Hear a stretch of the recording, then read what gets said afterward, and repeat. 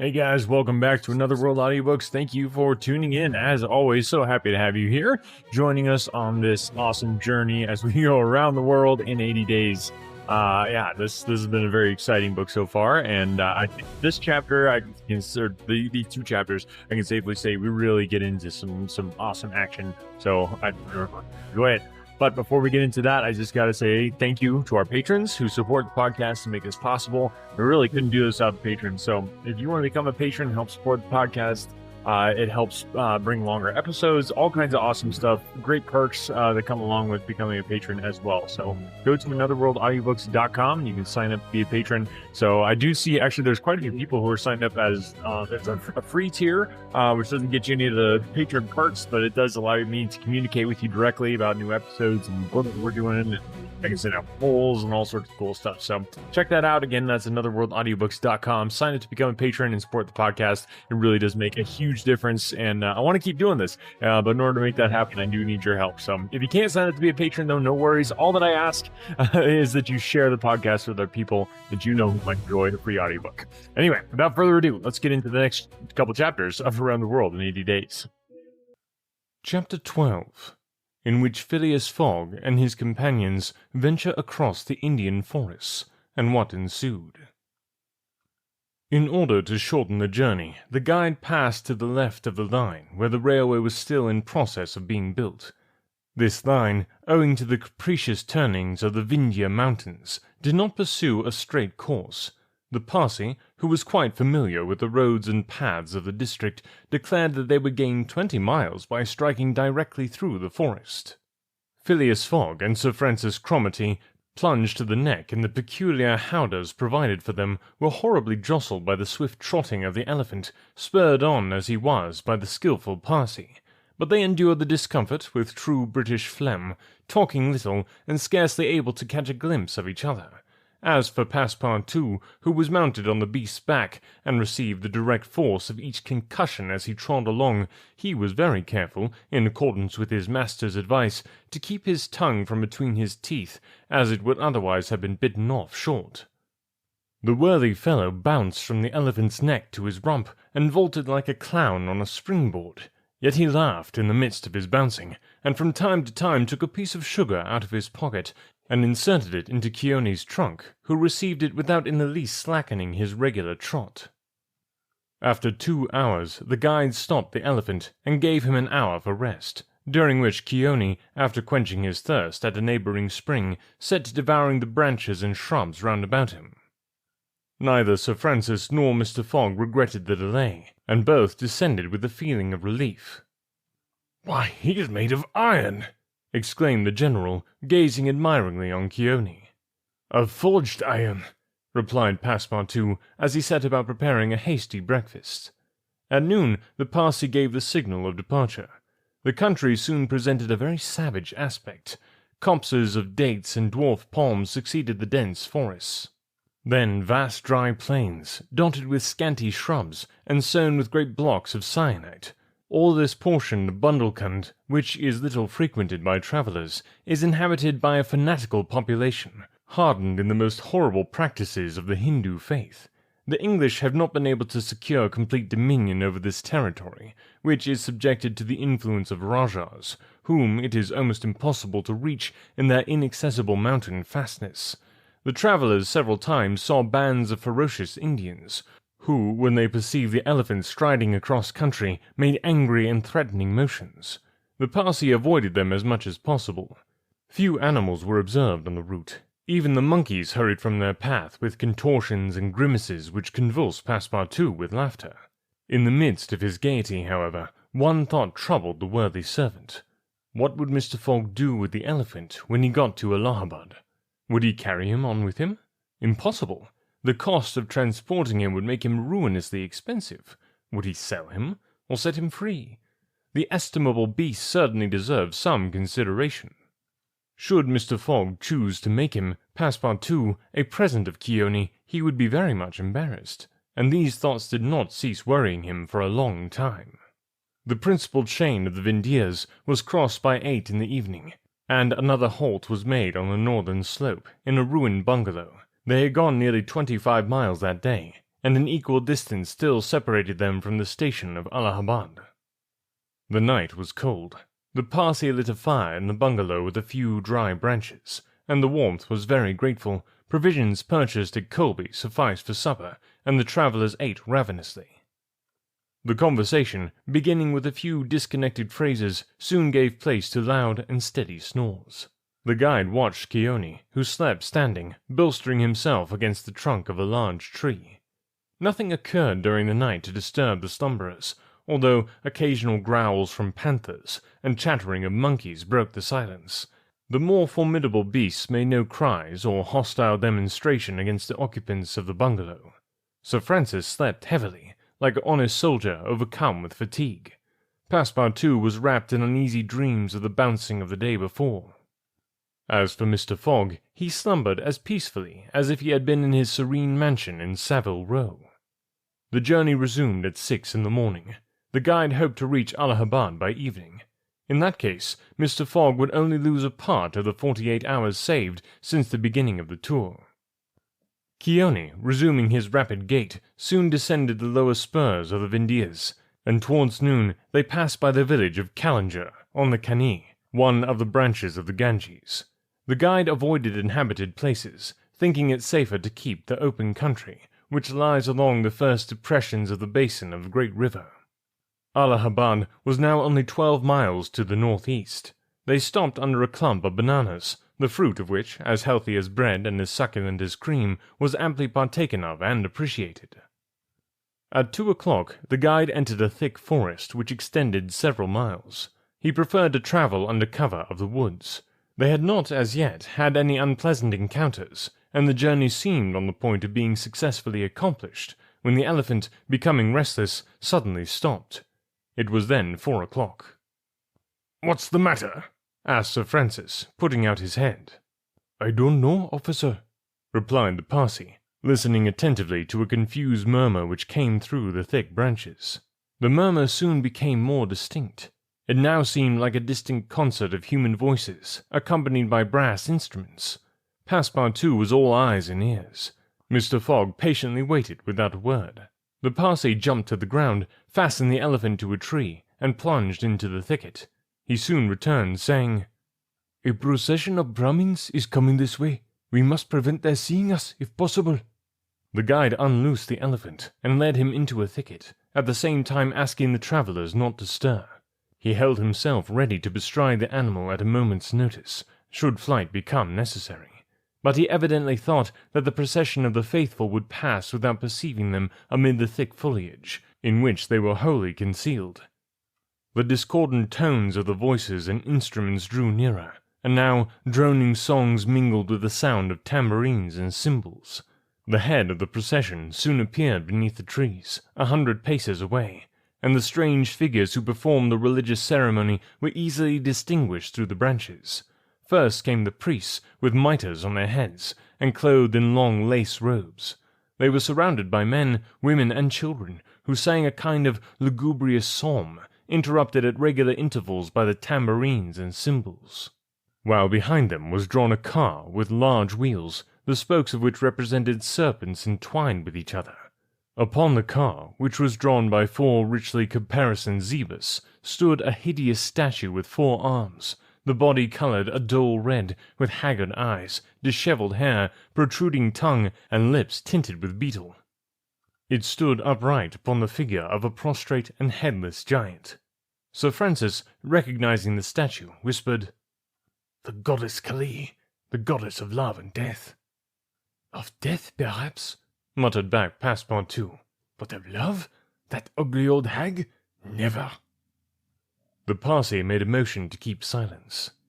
A group of old fakirs were capering and making a wild ado round the statue. These were striped with ochre, and covered with cuts whence their blood issued drop by drop. Stupid fanatics, who, in the great Indian ceremonies, still throw themselves under the wheels of Juggernaut. Some Brahmins, clad in all the sumptuousness of Oriental apparel, and leading a woman who faltered at every step, followed. This woman was young, and as fair as a European. Her head and neck and shoulders, arms, ears, hands, and toes were loaded down with jewels and gems, with bracelets, earrings, and rings. while a tunic bordered with gold and covered with a light muslin robe betrayed the outline of her form. The guards who followed the young woman presented a violent contrast to her, armed as they were with naked sabres hung at their waists, and long damascene pistols, and bearing a corpse on a palanquin.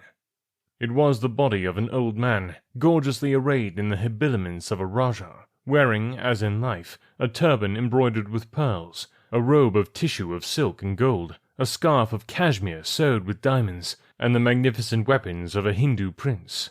Next came the musicians, and a rearguard of capering fakirs, whose cries sometimes drowned the noise of the instruments. These closed the procession. Sir Francis watched the procession with a sad countenance, and, turning to the guide, said, "A suttee." The Parsi nodded, and put his finger to his lips.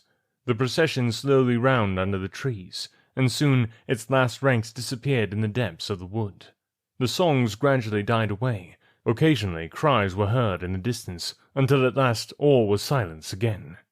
Phileas Fogg had heard what Sir Francis said, and as soon as the procession had disappeared, asked, "What is a suttee?" "A suttee," returned the general, "is a human sacrifice, but a voluntary one. The woman you have just seen will be burned tomorrow at the dawn of day." "Oh, these scoundrels!" cried Passepartout, who could not repress his indignation. "And the corpse?" asked Mr. Fogg. "Is that of the prince, her husband," said the guide, "an independent Rajah of Bundelkund." "Is it possible," resumed Phileas Fogg, his voice betraying not the least emotion, "that these barbarous customs still exist in India, and that the English have been unable to put a stop to them?" "These sacrifices do not occur in the larger portion of India," replied Sir Francis, "but we have no power over these savage territories, and especially here in Bundelkund. The whole district north of the Vindhyas is the theatre of incessant murders and pillage." "The poor wretch!" exclaimed Passepartout, "to be burned alive!" "Yes," returned Sir Francis, "burned alive, and, if she was not, you cannot conceive what treatment she would be obliged to submit to from her relatives. They would shave off her hair, feed her on a scanty allowance of rice, treat her with contempt. She would be looked upon as an unclean creature, and would die in some corner, like a scurvy dog. The prospect of so frightful an existence drives these poor creatures to the sacrifice much more than love or religious fanaticism. Sometimes, however, the sacrifice is really voluntary, and it requires the active interference of the government to prevent it. Several years ago, when I was living at Bombay, a young widow asked permission of the governor to be burned along with her husband's body, but, as you imagine, he refused.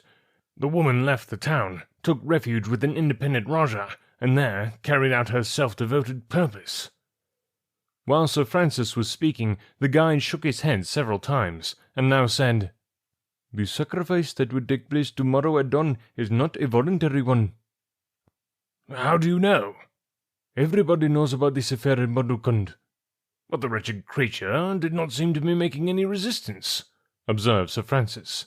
"That was because they had intoxicated her with fumes of hemp and opium." "But where are they taking her?" "To the pagoda of Pelagie, 2 miles from here. She will pass the night there." "And the sacrifice will take place?" "Tomorrow, at the first light of dawn." The guide now led the elephant out of the thicket, and leaped upon his neck. Just at the moment that he was about to urge Keone forward with a peculiar whistle, Mr. Fogg stopped him, and turning to Sir Francis Cromarty, said, "Suppose we save this woman." "Save the woman? Mr. Fogg?" "I have yet 12 hours to spare. I can devote them to that." "Why, you are a man of the heart." "Sometimes," replied Phileas Fogg quietly, "when I have the time." Chapter 13, in which Passepartout receives a new proof that fortune favours the brave. The project was a bold one, full of difficulty, perhaps impracticable. Mr. Fogg was going to risk life, or at least liberty, and therefore the success of his tour. But he did not hesitate, and he found in Sir Francis Cromarty an enthusiastic ally. As for Passepartout, he was ready for anything that might be proposed. His master's idea charmed him. He perceived a heart, a soul, under that icy exterior. He began to love Phileas Fogg. There remained the guide. What course would he adopt? Would he not take part with the Indians? In default of his assistance, it was necessary to be assured of his neutrality. Sir Francis frankly put the question to him. "Officers," replied the guide, "I am a Parsi, and this woman is a Parsi. Command me as you will." "Excellent," said Mr. Fogg. "However," resumed the guide, "it is certain not only that we shall risk our lives, but horrible tortures if we are taken." "That is foreseen," replied Mr. Fogg. "I think we must wait till night before acting." "I think so," said the guide. The worthy Indian then gave some account of the victim, who, he said, was a celebrated beauty of the Parsi race, and the daughter of a wealthy Bombay merchant. She had received a thoroughly English education in that city, and from her manners and intelligence would be thought an European. Her name was Aouda.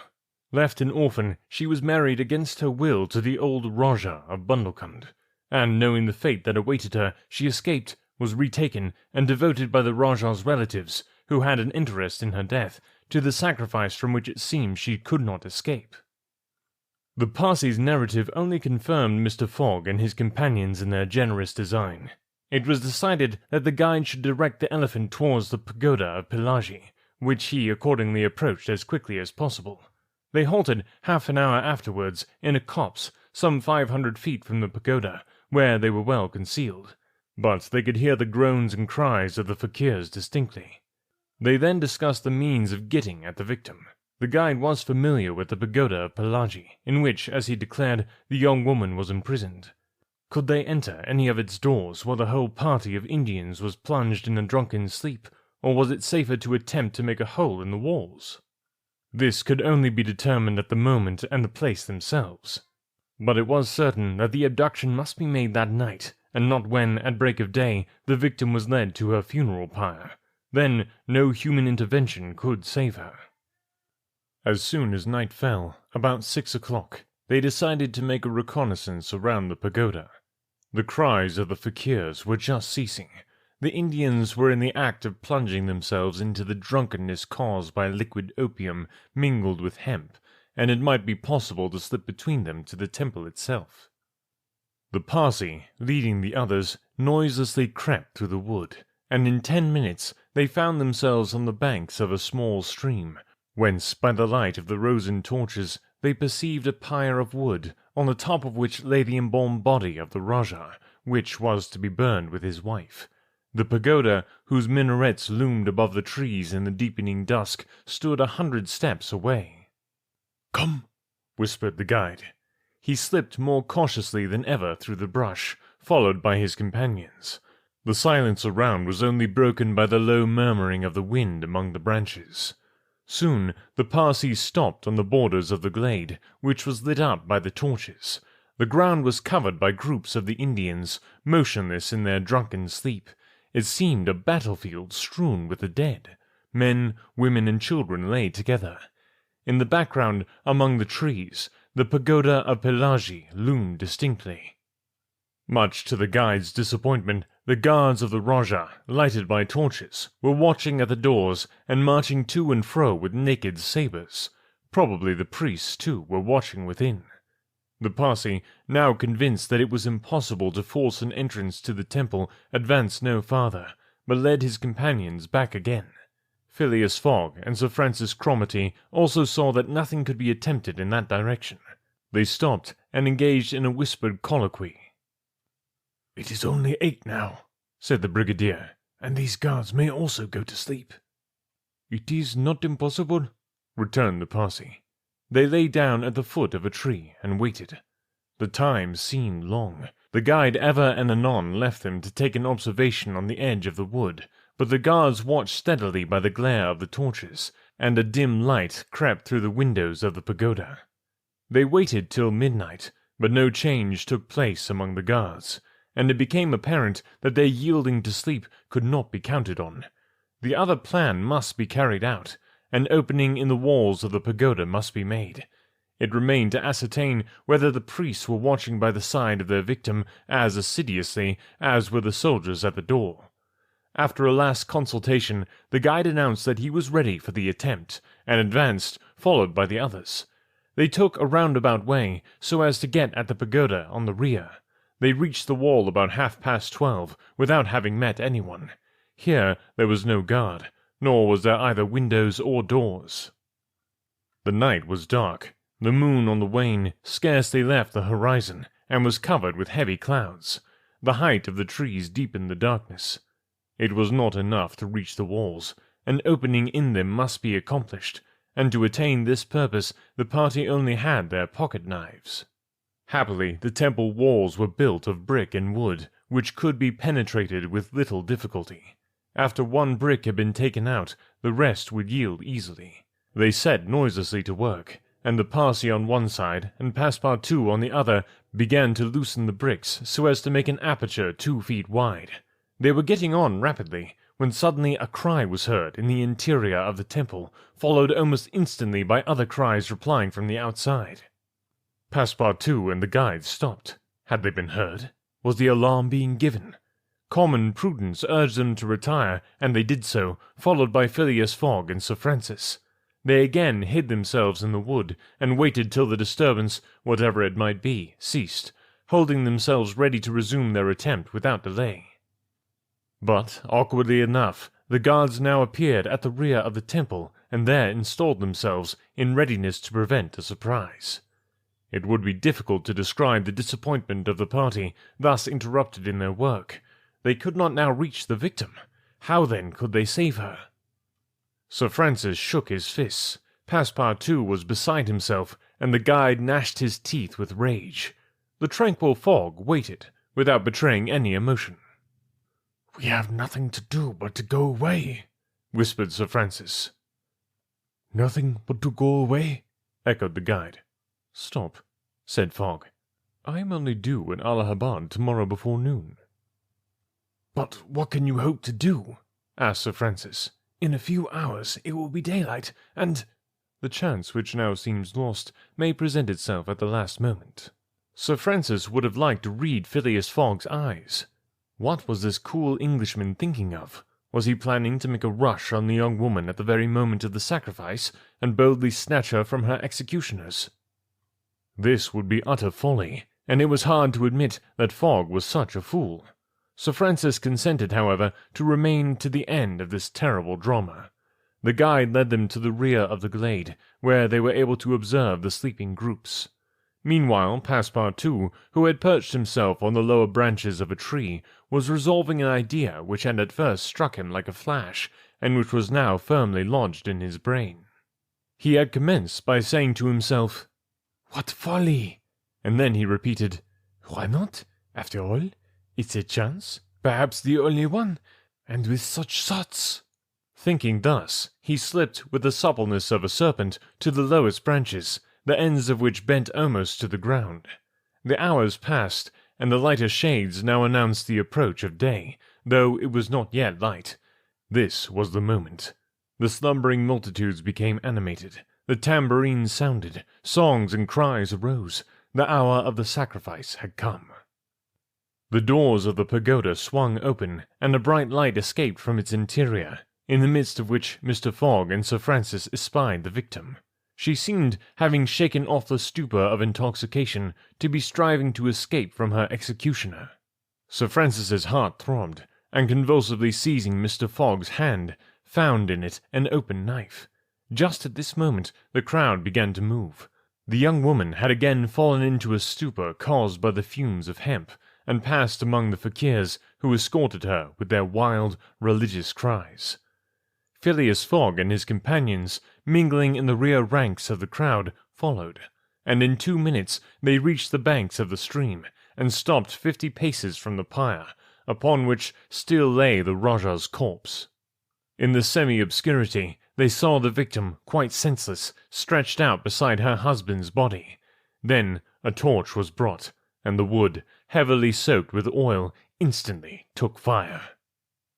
At this moment, Sir Francis and the guide seized Phileas Fogg, who in an instant of mad generosity was about to rush upon the pyre, but he had quickly pushed them aside when the whole scene suddenly changed. A cry of terror arose. The whole multitude prostrated themselves, terror-stricken, on the ground. The old Rajah was not dead.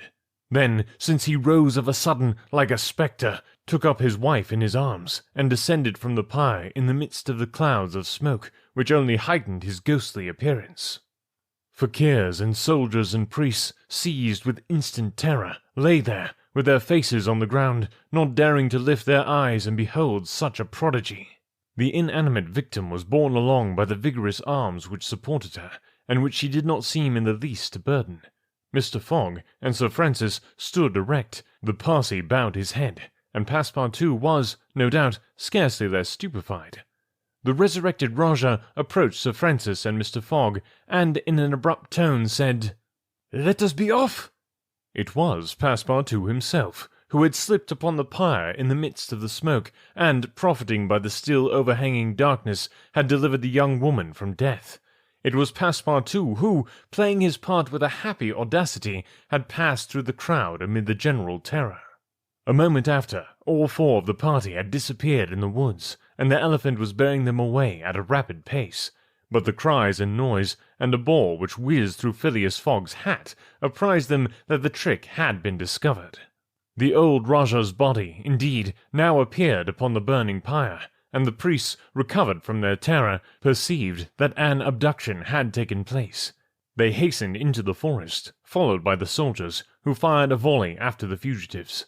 But the latter rapidly increased the distance between them, and ere long found themselves beyond the reach of the bullets and arrows. All right. Quite the adventure going on here today. Didn't see that twist coming there at the end. That was fun. All right, we got a few words to run through here. This one, the first one was cyanite, which is some kind of rock composed mainly of alkali feldspar together with other minerals such as, hornblende? Hornblende? Anyway, cyanite, that's a type of rock. There you go. Let's see, what's the next one? Caparison, not comparison, caparison, is an ornamental covering for a horse, or for its saddle or harness. Basically, it's fine trappings, rich ornamental clothing, or finery. So, I guess a human technically could be wearing caparison. It's kind of a cool one. And then beetle. It says something about her lips were coated in beetle. And basically, it's an evergreen vine of South and Southeast Asia, having heart-shaped or ovate leaves that are used to wrap beetle nuts. It's basically a species of pepper, I guess. The piper beetle. The leaves of which are chewed with a nut and a little shell lined by the inhabitants of the East Indies. A woody climber with ovate, many-nerved leaves. Anyway.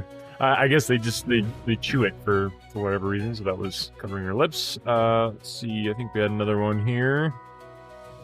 Damascene. So I'd heard something like that, like Damascus steel is what I was more familiar with, but Damascene basically means to decorate metal with wavy patterns of inlay or etching. So if you look it up, there's actually Damascene steel is very cool to look at. You've probably seen maybe like some really fancy kitchen knives sometimes have that. Another one was habiliment, which is clothing, especially the clothing associated with a specific occasion or office. So a garment or an article of clothing. So you're like, hey, let's go to the store. I need to get some more habiliments. That's a good one. And finally, a lot of vocabulary words today. Finally, we got colloquy, which is a conversation. Can't talk, especially a formal one, or written dialogue, mutual discourse of two or more persons, a conference, conversation. So just a fancy word for talking. Colloquy. I thought that was kind of a cool one that you don't hear every day. So see if you can slip that into your conversation this week. Awesome. Thanks, guys, again for listening. Make sure to check out the website if you haven't recently. We've got the Another World Audiobooks library is listed out there. So every book we've done is listed there. I try to pull in the link to listen to it directly on on the podcast feed, but it goes to the first episode. So if you look in the backlist, sometimes 400 plus episodes, it can be hard to find the specific episode that starts the podcast. They do try to delineate them, but that can be hard to scroll through and find that. So if you go to a book that you want to listen to on anotherworldaudiobooks.com, you can click on the book and then you can click on first episode on the podcast feed and it'll take you right to that first episode. Or if you want to support the podcast and get audiobooks, the whole version of the audiobook, you can actually click on purchase the audiobook, and it takes you to a site where you can actually purchase the audiobook, and all those proceeds from that, what little royalties there are off of that sort of thing, they go to supporting the podcast and helping keep us on the air. So if you're enjoying the podcast, that's a great way to support it. Check that out. Again, that's anotherworldaudiobooks.com. Thanks guys for listening, and we'll catch you next week. Stitch Fix. Stop shopping, get styled. A+ on the outfit, Miss Turner. You were about to slay parent-teacher conferences. Oh, these? Just the most perfect fitting jeans my stylist sent me. Oh, hello, you, who didn't set one foot in a mall and still looks amazing. Just share your size, style, and budget, and your stylist sends personalized looks right to your door. Stitch Fix. Get started today at stitchfix.com. To my stylist. This look is dedicated to you. Thank you. Thank you.